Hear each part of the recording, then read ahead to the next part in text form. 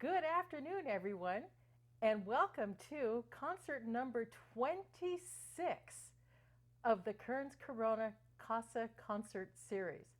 I would have never imagined in a million years last year on this exact same weekend, which would have been March 28th, 2020, that I would be here a year later still giving these Kerns Corona Casa concerts.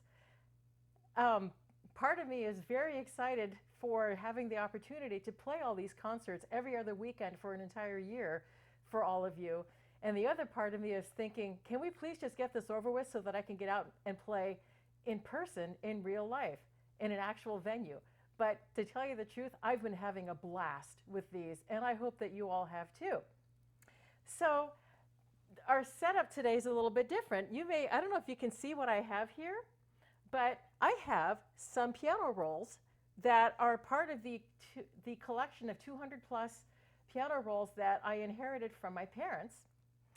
Most of these are from the QRS Piano Company, which actually stopped making rolls about 20 years ago, if I'm not mistaken.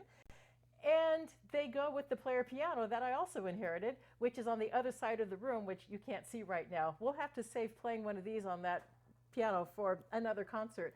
But the reason I bring these up is because stride and ragtime had its heyday in the early part of the 20th century. Stride being created around 1919, and ragtime, of course, Scott Joplin being the pioneer of that back in 1899 with his composition, The Maple Leaf Rag. And right around that same time, in between that time, I should say, roughly 1910 or so, is when player pianos came into their own. So, as I said here, I've got some QRS, see if you can see those here. QRS piano rolls. There's some from other companies here. There's one by Melody, there's one by Playwright, there's a bunch of other companies. But a lot of the repertoire that I'll be playing for you today is also found on these piano rolls.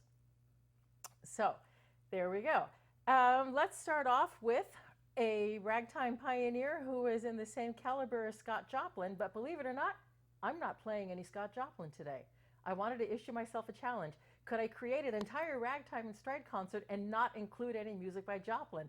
And the answer, surprisingly, was yes.